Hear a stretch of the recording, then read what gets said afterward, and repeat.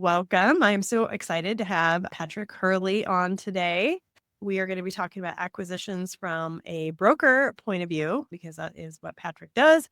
And he's going to spend a little bit more time going into what he does and how it helps acquirers. So I would love to have you take it away, Patrick. Tell us a little bit about yourself, your background, whatever you want to share. Sure. No, I definitely appreciate it. Thank you for having me. Yeah, as you mentioned, coming at it from a broker standpoint, I am an industry specific property management company only business broker, in addition to being a current property management company owner. So very relatable. All the topics, all the challenges, the goals are all just so relevant to me and everything that I'm doing is what led me to the niche. Obviously, it wouldn't make sense to be in that niche. And PM broker group as a whole, I mean, what we really focus on is representing sellers, specifically working on the transition plan, the succession plan, whatever their exit strategy might be, or possibly aligning with folks. Now, obviously, that does include working with buyers, although we don't specifically offer buyer representation because I just never know where the next opportunity is going to come up. And I hate to tell somebody in Atlanta that I'm working with them and for them day in, day out, when most of my deals are being sourced in the Midwest. But that being said, we are going to be happy to launch a new buyer registration portal coming up by the end of the year.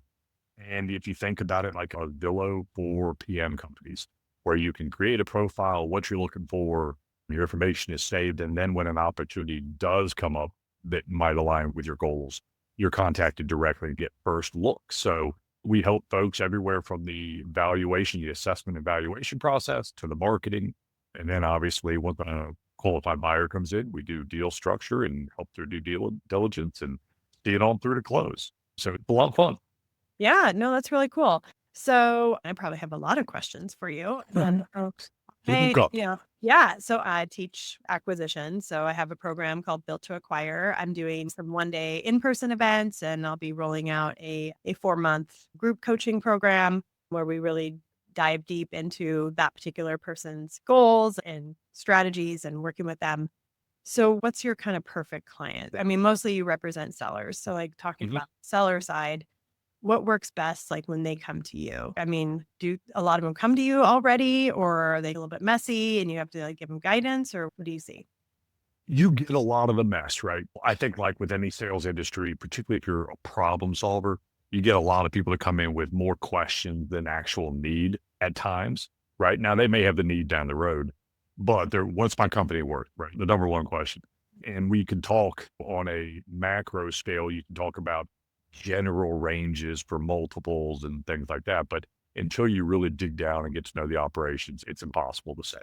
So I get that a lot. My perfect client, if I had to nail that down, is going to be, I've heard several people in the industry that teach you to build your business as if you're going to sell it, even if you never do, right? Yep. So perfect world has got a bow on it, but somebody who's kept their financials, they know how to, they've at least organized enough where they can pull personal expenses out to get to a real seller, what we call a SDE or seller's discretionary earnings number. So somebody that's organized enough to get to that relatively easy, and they've got a timeline in mind. Somebody who says, I might want to sell in 10 years, very difficult to plan, right? I would tell them they need to be talking to Stacey to really get the coaching piece of it. Then when you're in that 24-month type time frame, you should know when you hit that because you've already done the coaching, right? And when you get there, then it's time to start digging in, see what you need to tweak in order to make it as desirable as possible. And then it's a matter of marketing. And you expect from a contract anywhere from a 45 to 120-day close, depending on time of the year, people's personal situations, et cetera. So it takes some planning. But if I had to sum all that up, people that have already given it thought, that's the ideal client. Then they're coming at it with some design, and now they're looking for some help to refine and execute. Okay. Okay. And then what about on the buyer side? So I know you don't really represent buyers, but you probably have a lot. Do you have a lot of buyers hitting you up? Oh, gosh. I mean, Okay. I think no surprise to anybody that would be listening to this. That's the problem, right? Not as many good companies to sell or access to them as there are people out there, right? We Okay. got the industry was very popular when all the big money were doing roll ups and things like that. And it started with service industries, right? HVAC and plumbers, property and casualty insurance. And then it trickled to our world. So I still get tons of those, and they basically want somebody to be their buyer's rep, just sourcing deals. That'd be really nice how the world worked. From a buyer standpoint, my ideal person comes in knowing pretty specifically what area they're looking in. Okay. If they've got a deal under their belt previously, it's a bonus, but a lot of times it's not the case. They've definitely looked into the financing piece Yep. because while owner financing, it's maybe also what I'll say always possible. You don't go looking for a deal and just banking on it. You Right. have to know that there could be some debt service and loan involved. And so a pre-qualified buyer is huge. I think we talk to and work with some of the same lenders. They're industry specific. So having that conversation ahead of time is key as well. So I think I probably touched on at least the key components, but some focus, some planning on, particularly from the financing side, and then realistic expectations. You can only work with the tire kickers for so long, or the people that only want the fix and flips, right? Type thing. Just realistic, good people. That's what I'm looking for. Okay. Okay. Yeah. And that's definitely what I teach for sure, as far as from start to finish and the what I call the messy middle. So I was just curious, and obviously the buyer part. So as far as like the sellers, what would be the advantage of using a broker? Because I know there's like off market deals and then broker deals. What would be the advantage to that? 100%. There are definitely always going to be off market deals. I think that follows the real estate trend as well, right? I think that that's probably actually why I identified the largest need for a market specific, industry specific broker is the fact that a lot of them do trade off market. And from a seller standpoint, you probably don't get as much bang for your buck as you would otherwise. Now, every now and again, you're going to luck into that perfect person who's just been jonesing for your business like for years, right? But that's always the way everybody thinks it's going to happen. And I liken it to, we're obviously very close parallel to real estate, right? Yep. And anybody who has a cool house or a notable house, they always will say, well, yeah, I've had 10 people over the years tell me if I ever decide to sell to let them know. Right. And then when you give them the heads up, they're like, yeah, I'll give you 50 grand for it. It's on 5 acres and it's a cool place, whatever. And it's, yeah, I'd buy that too. Right. When it comes to the broker, the biggest thing that you're going to get is exposure, right? You're also going to have somebody working with you to find that happy middle ground that's going to be working where both people are given some and you find a good workable solution. We see more deals, most sellers that we speak with said, well, yeah, I had 5 other people approach me and it sounded great with the LOI. And then we get past that and they screwed the deal up with contract terms. Or things weren't open and honest on the front end.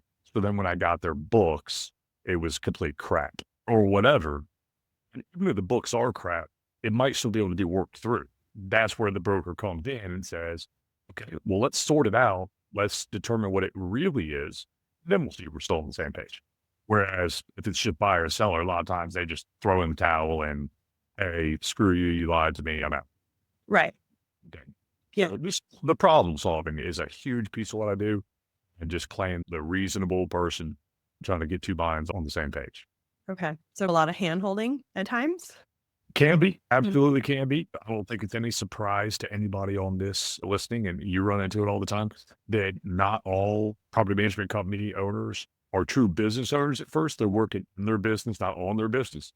And so it could be very much a heavy lift on the babysitting portion at times and walking it through. But it's part of it too. We want to get somebody there, and the education piece is big during the process. Okay. So with that, what is one of the weirdest things you've ever negotiated? Can you think of something?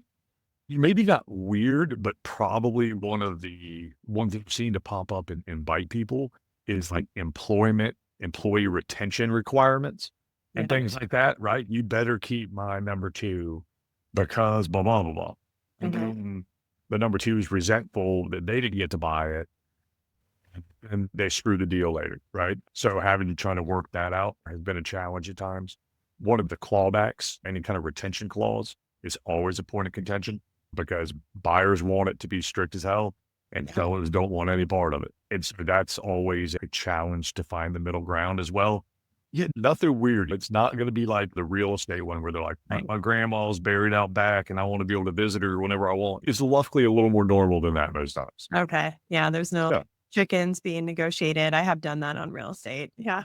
Some chickens and pigs. Absolutely. If there's some livestock, some weird personal items, things like that. Now, the business is usually pretty good, but it's the employment. I mean, I want a Mhm. family member to stay on board or something like that. I'm like, that's just a bad idea. Right. Right. Yeah. Almost always. Right. Yeah. No, and I have seen that kind of backfire and the employee piece of it as well. I've seen that backfire as well in the past as far as Yes. the number two that thought that they deserved it and didn't get to buy it. And then yeah, the resentment. There's a lot of that kind of stuff. I can relate to it specifically. So one thing I guess I left out of the intro is that as my journey of growth, I've had like four or five acquisitions. And I just learned it was a tool of hard knocks, right? Yep. Didn't know what I didn't know when I got into it, got kicked in the head. Some lost my ass once or twice, not on the whole transaction, but like something you didn't think about all of a sudden. The clawback I learned on my second one because the day we closed, her biggest client walked away. So, And he just goes, "You should have thought about that." I'm like, "Man." And so I had no recourse, right?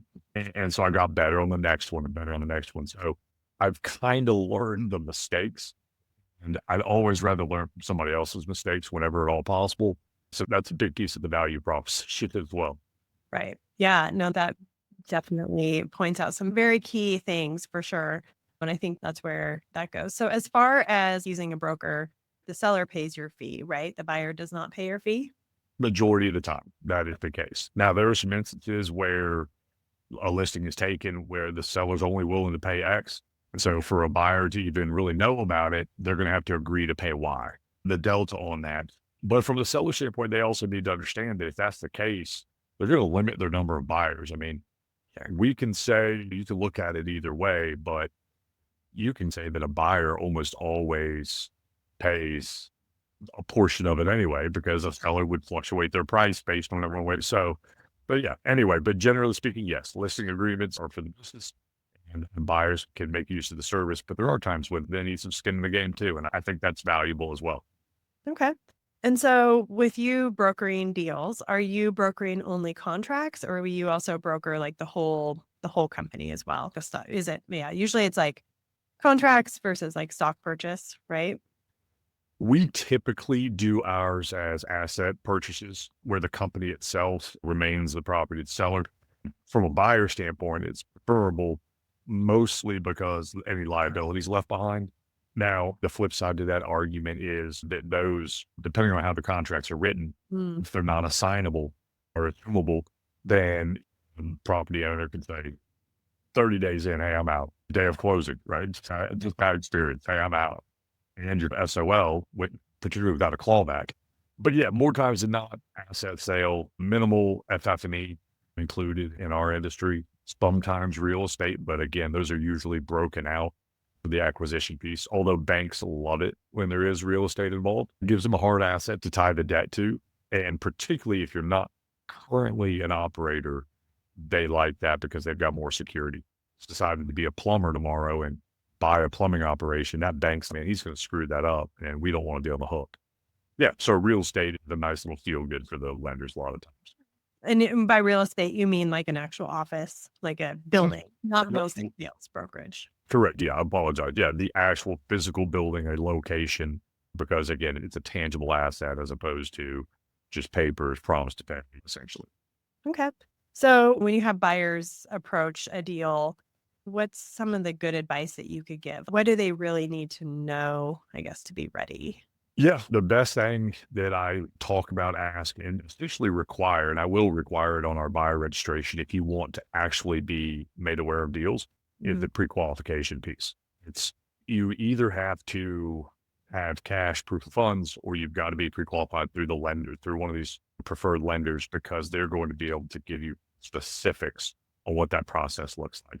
I definitely go into it talking to buyers about being prepared for the unknown or unexpected.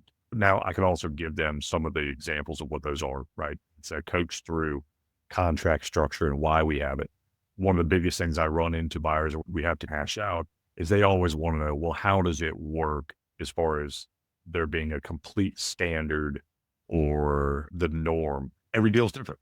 It's the difference between, again, a fixed asset like real estate and something that's got so many moving parts that it becomes a challenge. And don't expect it to be just easy A to B. You got to go A to Z, and each little step along the way might bring something different. You hash it out, right? So you got to be patient. You got to be realistic. You can't be out for blood from the seller, just trying to stick it to them. I don't believe that good, like legitimate, workable deals with anybody walks away bleeding or anything. You just got to know that you're in it together and you're working through. So if you're just, I don't work with people that just say, hey, I want to stick it to so and so, and I'm just out for their business. And if I don't rob them during this process, I'm not happy. That's not my client. Yeah, no, definitely. Yeah, not mine either. Definitely not. Right. Yeah, I bet not. Yeah, I don't Well, want I to should be a joy. Yeah, I don't want the negativity in my aura. That's right. Yeah, no, yeah, for sure. Well, I look at it as really a transfer, right? I mean, somebody has worked really hard for a certain period of their time. I mean, whether it's their whole life or, a shorter time, but they've worked hard to build something, some sort of asset, and it's just a transfer to another party that's going to That's right. take that and carry it on. Again, most buyers probably have some sort of plan to increase revenue. I mean, there's obviously a reason why people are buying businesses, but it should still be respectful as a buyer for sure. Yeah, no, I completely agree. And a big piece of advice on both sides, sellers can't be expected to receive compensation for expected future value, right? Yeah. If I only did this or this, it could generate X amount more money. It's like, well, why do you do it? And that's why I say build it to sell, even if you never do. That's why I say work with you on these things so that you say, go ahead and tweak all this stuff. And so that you're running at your peak of their peak when you go to sell it. You don't want to sell on a decline when you start losing client and you can't bail water fast enough. But you can't expect to sell up here if you're still climbing and you're not there yet either. Right. Yeah. Yeah. That's good. Yeah. So I'm trying to think what other questions, let's see. Yeah. Yeah. What other things can we talk about? This. I know it's one of those weird pieces of the industry that there's tons to talk about. But Right. then a lot of what you talk about is very deal specific, right? It pops up in those specific deals.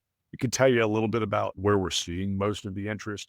We do get a lot of institutional buyers that inquire about things. I've actually had several in the last couple of days that have popped up. And again, it's I work for this fund and my experience is in other industry, and I want to get into property management and things like that.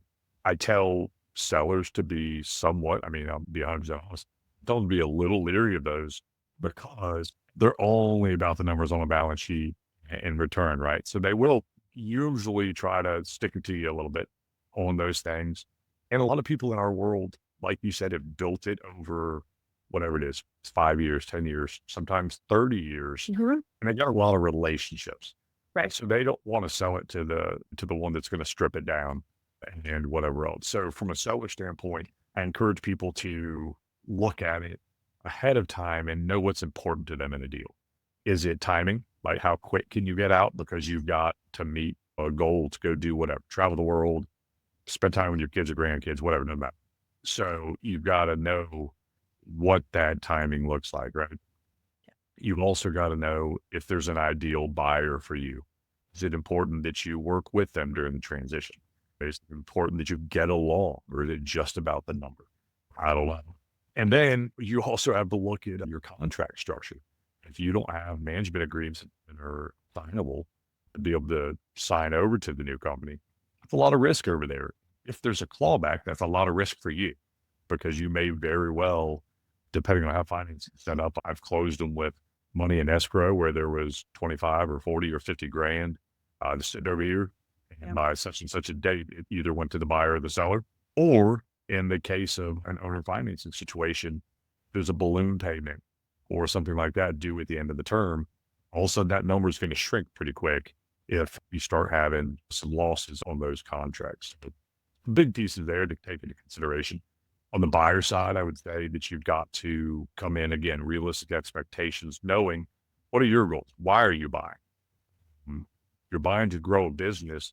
You don't necessarily have to be a stickler on a specific return, particularly if you're going to increase the value by adding additional services. Yeah. If you know what your current revenue per door is, you can then apply it to the new door count, particularly on the tenant side fees, right? You can't come in and just revamp owner fees and expect everybody to stick with you. But if your process is bring value to the resident and you make money on that, you can factor that into the equation when you're evaluating and when you're negotiating. Okay, cool. I can give a little here because it's worth blank to me. Right. I don't get it. I don't have any money, but if I get it, okay, that added 4 months to my payback. I'm okay with it. Yeah, no, you bring up a good point. I know I did that when I did a purchase in my market during COVID, the start of COVID. And I looked at it exactly like that. I knew my revenue per door, and then I looked at the door count. And again, it wasn't even about the clients. I actually didn't even really change their management fees for quite some time. It was really more residents and being able to offer way cooler like value to the residents and then being able to make some money on that, some revenue in it. I mean, transform my business basically. And it was a really good deal for everybody, all parties involved. So it worked out really well. You may never be able to change and retain owners, change their fee structure and retain them, right? Because at any point they can all go, nope, if you're doing that, I'm out. Yep. But with your resident, and those are the same owners over and over. But with residents, you basically roll them over every 12 months. Yep. So it might be tough to change the people that are existing, right? And there's no real, you can't just change their lease terms, just start charging them stuff that you just implemented willy-nilly. But when they go to renew, they can either on the same page or you get a new resident in there. And that new resident, now they're just used to that way that it is. There is no history, no old. So something to remember that you do have a chance to change that up with the right planning. Yep, absolutely. And I think that's one of the big pieces is if you're a buyer, really looking at what you're buying and knowing that, it's not going to necessarily change even in the first 6 months. But if people really pre-plan out 6, 12, 18, 24 months, to look at that, the projection, you can get some really good deals out there.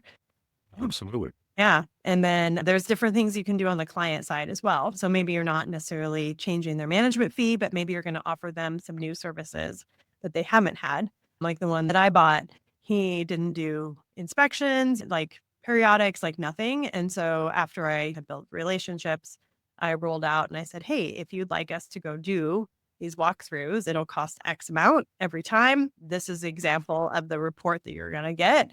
And I had clients that were like, oh, yes, please. Yes. And again, it was just additional revenue that was coming in. We weren't changing their management fee, but we were adding something onto them that they found really valuable. And it also helped us. So you're 100% right. And I highly recommend that people come talk to you to look at that on the front end of things. Hey, what can we tweak? Are we making the most out of it? Right. If you talk with a consultant, the right consultant that looks at it the correct way and helps you evaluate these opportunities in your plans, then you're going to say, hey, if you can tweak this and this while you've got a relationship with people, now's the time to do it. Because otherwise, buyer's going to look at this and that's a weakness, right? The inconsistency of management agreements. And so it's either going to get flushed out now and you've got a chance to work on it, or it's going to come to the surface when you're ready to sell and it could be too late because you either lose a deal because of it or you lose a client then, and just nothing good comes from waiting, essentially. Yeah. Ooh, one thing I thought about because I just want to put on people's radar. Yes. In your management agreements, make sure that you have the requirement that landlords name you as an additional insured on their policies, not an additional interest, but an actual additional insured. It very rarely adds any cost to the policy. It provides additional protection pretty much for everybody, but your insurance company will love it as well, because now you can even get better rates on your GL, your general liability, or your professional liability, just because you've got additional coverage kind of sandwiched in there through those. If you're thinking about selling it all down the road, then go ahead and start now because it's a process. We're auditing all of ours right now and making that requirement. But coming from the learn lesson the hard way, you had somebody that agreed to do it, but never provided coverage. And then there was an incident, coincidentally, right when their coverage lapsed. Oh, no. Yeah. Oh, yeah. I got some battle scars. So we all do. rush. I like to, that's like a big thing I'm just trying to put on people's radar. Not relevant necessarily to brokerage as much, but just for my fellow PMs out there, just make sure you got it. Yeah. And so with that, how are you tracking it? Do you have a global talent team member that's like tracking it are you tracking it in your PMS system? Or I always found that was the most challenging when it came to like renter's insurance and then like I had that same clause in my management agreement, but I guess we don't really get good at tracking until we have a problem. Yeah, unfortunately, that is the case. And so, for the audit purposes, building out a spreadsheet, right? Building Yeah. out a spreadsheet. And then you've got to, for each, we're pod structure. We're a little bit of a hybrid, but we're mostly a pod structure. So, each PM is contacting owners and getting them. Then we're having to evaluate or at least glance over each policy to see what their limits are and make sure that the language in it includes us, things like that. And then we're uploading it. We're currently, say we're in our software, we are uploading it to their portals and making notes. Now, creating property groups basically. And since we're now in the middle of it, I'm honestly not 100% sure how we're going to track it moving forward. But if you are an additional insured, you should also get notices for any lapse in coverage and changes in coverage and things like that. Right. So the carrier should send you something. Now, then it's the whole mail problem. I get it. And who's opening the mail? Do they get Right. or, And who's um, scanning that? Who's alerting which team member? Yep. that's right. Yep. Who's trained to do it? And then what are the Right. next steps after that? Right. So you got to build that process out yourself, either within your software or through an apply or whatever. So that workflow is consistent. But that I will have to honestly say, still a work in progress. Okay. Yeah. Well, that's the nature of our business though. I have never met anybody that's run a perfectly well, nothing's ever perfect in property management. And a Correct. lot of it, I would say that we've all learned trial and error. I've also been kicked in the head, face, whatever, more times than not. Anytime something happened on the tenant side, it went in our lease, right? And then at the time people are like, why is your lease 15 pages? I've been doing this for a long time. And the same That's with the right. management agreement too. It's a lot of it. Well, or I would go to NARPM and I would learn from others. I'm like, oh, wow, that sounds like a horrible story. So I would go back to my office and then add things, talk to my attorney, whatever. But that's all we can do, right? So, No, same. Yeah, we just did a full lease revamp like in the spring. And it was funny. You take it to your real estate attorney who's been doing it for 40 years or whatever. I'm like, hey, review this. And he's, holy crap. Like, how do you think of all this stuff? I'm like, I can tell you, I had to deal with it. The lease I use is 2 pages. And I'm like, well, mhm. you're a big dummy. That's why you hired me. And this is the same thing with the management agreement. Unfortunately, it's the bad clients, the bad experiences that lead to additional terms. But you have to just be able to explain that to either residents or property owners why it's relevant. Hey, let me tell you the story, right? Stories sell. That's what we always look at. Stories sell. So I'm happy to share with you. Right. Yeah, I know. who can suck. Right. I know that could be a whole podcast in itself. The therapy sessions of property management. Yeah, you're not kidding. You're not kidding at all. It's funny. You and I can talk about that off air here, but I think I'm actually going to be working on something pretty similar to what you just said, Ooh. just as a fun side project. Yeah, I'll tell you. No, that's cool. I look Yeah. forward to hearing more about that. So you work with sellers. When a seller comes to you, do you have a checklist for them of, hey, here's everything that you should have in order so that you can be best served or make the most amount of money? Or is that something you do? Or I do. On the very front end, once you determined a sufficient desire and a good match, right? Again, if you don't click with somebody, if you're not, there, doesn't mean they're a bad person or I'm a bad person. It just means, hey, maybe it's not the best. But assuming you get past that, there's going to be the general, I need this and this, right? It's going to be past couple years P&Ls along with the year-to-date P&L, last couple tax returns, and then some sort of description on anything I need to know when I'm looking at it. It's not that I couldn't pull them out of the financials, but it's a lot faster. Somebody goes, that auto in there, that's my personal truck that I use for work. That's what that expense is, right? So we're working towards any add backs and things like that. And then copies of the most recent management agreement and lease to see those, because we're going to need to know if there's any gaping holes in the general operations. Lastly, I would just say is a general description. What's your employment structure look like? How have you been trending? If they've got any KPIs they're tracking, I want to look at whether they're growing or shrinking, what they're doing to grow, et cetera, et cetera. So basic about the company stuff, and then those financials and lease and management agreement. Nothing crazy. Okay. Yeah. And so, like on the buyer side, so if I'm teaching people how to acquire, one of the things I teach people is to actually read every, or at least like review every management agreement. I know that probably sounds a little insane. I don't know if that is insane, but I will say that from experience and even like my own company, I started with a management agreement and then, it morphed over time. I didn't necessarily change it for all my clients. Was that right or wrong? Whatever. But at the same time, so I don't know. Do you think that's like a crazy thing to be like, hey, go double check 200 management agreements? Yeah, no, I think it's absolutely crazy, but I'm not saying it's not a good idea. I'm saying that in practice, it's a huge challenge because there could be very small, like nuances to a Right. couple different versions, right? And this is why we finally dug in and did a complete deep dive revamp. We haven't even launched our new management agreement. We're doing it Okay. and we're doing our audit for Yeah. our insurance. Step two in 26 is our management agreement rollout. I know we're going to have some attrition. We're going to lose some clients because they think that now we're doing something weird, different, worse type thing, more strict, where really we're just adapting and trying to protect everybody. Anyway, yes, I think that is a huge task to review everything. But if you ask me, do I think that is the best practice? I'd say, yeah, like absolutely.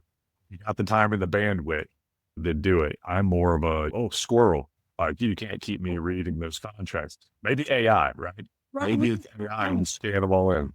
Yeah, I was just gonna say, so that's the other thing I've been hitting on is that so like when I bought back in 2020, we didn't have that. And even when I was doing on a national level, we really didn't have that either. But now going into 2026, I think it would be a great benefit to be able to like upload everything into AI from maintenance work orders. In fact, I've been talking with Vendaroo about that. They have a Okay. specific AI agent who can review a couple of years back on the maintenance side, and then even just using your general non-agentic AI to review some of those contracts and stuff. May not be perfect, but it'd probably be easier. I mean, to be quite honest, would Stacey be sitting down reading 200 contracts? I'm also pretty much squirrel brain as well. Yeah. Or utilizing your resources, I think would be cool. So I don't know if you've seen that on the buyer side at all out there yet. I haven't really seen anybody doing it yet because even at that, it's still a heavy lift. Because you think about it, if you scan them all together, 200 management agreements, even if they're averaging 3 pages, you're still like 600 pages or whatever. You don't have any experience with knowing how effective AI is at that point. Yeah. Then if you think about it, scanning 200 individual ones and trying to upload 200 attachments, I don't know. I mean, AI is cool. I don't know how much it likes that. So yeah, short answer is I don't know. Would be a great test. So if we've got any AI nerds out there, Right. let's talk, let me know. Right. And I mean that in a loving way. It's just not something I'm that knowledgeable. So I don't know its capabilities. Yeah. Yeah. So basically, this is a call out to the AI nerds to help one for us. Is pretty much what we're saying. Right. Well, and whoever those AI people are, they can come on that little side project that I would talk about if I ever get that up and running. Because I want to talk through stuff like that, like the completely offhand. I mean, you might not even have to have a company that does it and you're trying to wreck your company, but hey, I'm an expert at blank. Cool, let's talk about it because I think it'd be useful info to get out there for the rest of the community. Yeah, absolutely. Yeah, well, that's cool. So, any other words of wisdom you want to share with the listeners on buying, selling? On the selling side, I would say a word of wisdom is just plan. I'm not going to use the phrase that it's never too early to start talking about the exit, but it's never too early to start thinking about it. So if you do something with intention, you're much more likely to get your desired result and outcome. So that would probably be my biggest thing for sellers. For buyers, I would say that my biggest piece of advice would be to narrow down what you're looking for, like to identify your target and stick pretty close to it. Or at least if you're going to deviate from it, have a good reason that you did, right? Do the research ahead of time, put the homework in ahead of time to know, okay, Yeah, I am actually open to the next state over, but I also know what it takes to get licensed there. I Right. know their trust laws and things like that. And I'm okay with it. It's landlord friendly state, just like where I'm operating now or whatever. So you just got to know, you can't just say, oh, numbers, I want it, right? Just know what you're getting into. I would not be a good buyer for a property management company in California, right? Right. I'll buy a lot of stuff and I'm not afraid to travel. So that's not me. But California is so different than Florida, Oh, that- very different. right? I wouldn't know where to start when they're like, oh, the homeless guy moved in and they let him stay for 10 years. But I would have solved that problem in Florida. In California, I can't. So just know what you're looking for. There's more to it than just know. Okay, very cool. That is Yeah. very good advice. And with that, I'm actually curious before we end, where are the hot markets? Like, where are you seeing stuff being like bought and sold primarily? It's largely going to be landlord friendly states. I Mhm. mean, that's where the most demand is. Florida has been a really hot market. I get a lot of inquiries. I get a lot of inquiries up and down the East Coast. You know, Texas, several different markets in Texas. I have been busy centered around some larger cities. Chicago, for some reason, has been a big one. Some folks, Denver area, have hit me up, chomping at the bit. So it really is spread out. And I realize that not all of those are landlord friendly. But if I had to say specifically from the buyer standpoint, it's the landlord friendly states. Right. Okay. Well, that makes sense. I mean, I come Yeah. from a very tenant friendly state, West Coast, Mhm. Washington State. So Right. we compete with California. I always say that California, Oregon, or Washington, Oregon, California. So Washington and California compete for a super crazy, and then Oregon's the middle child, where they're like, yeah. That's funny. Yeah, yeah. And then we're over here in Florida, it's the opposite. They keep trying to tighten, ratchet it down more and more. And some of the jokes over here, don't California, my Florida, when we actually have teeth in some of our laws that will protect landlords. And just a general shout out to NARPM. I can't speak to other state chapters because I'm not involved with them. But the Florida chapter has been awesome about that. My team participates in the Day on the Hill every year where we go during session and lobby these members for the laws that govern our industry and protect we don't want to protect residents, but you can't protect them at the expense of the owners because Yeah. that property, there's nothing for those people to rent. So, 100%. I'm all great job. Yeah, that's great. Yeah, I actually got to spend some time with the Florida State people. I got to go speak at the conference this year, and it was super fun. Yeah, enjoyed that. Yeah, amazing group of property managers and business owners. Mhm. So, yeah, and I'm all for balance 100%. So I will say the certain areas have lost the balance, but the Right. states that haven't yet, I do highly recommend get involved with, yeah, NARPA, your local chapters, your state chapter, and just keep communicating and educating. I think that's the big piece is communication and education with our lawmakers so that they understand what it's all about. That's it. Yeah. They don't know what to do if they don't hear from us. So stay involved. Yeah, 100%. Well, cool. Well, we covered a lot of topics today, and I thank you so much for coming on. It's always fun to talk to you, and I'm sure you and I could probably nerd out all day long on buying and selling businesses. So, That's killer. thank you again for coming on. Oh, absolute pleasure. I appreciate you having me and look forward to catching up again soon. All right, we'll see you again soon. Okay. All right. Thanks, Stacey.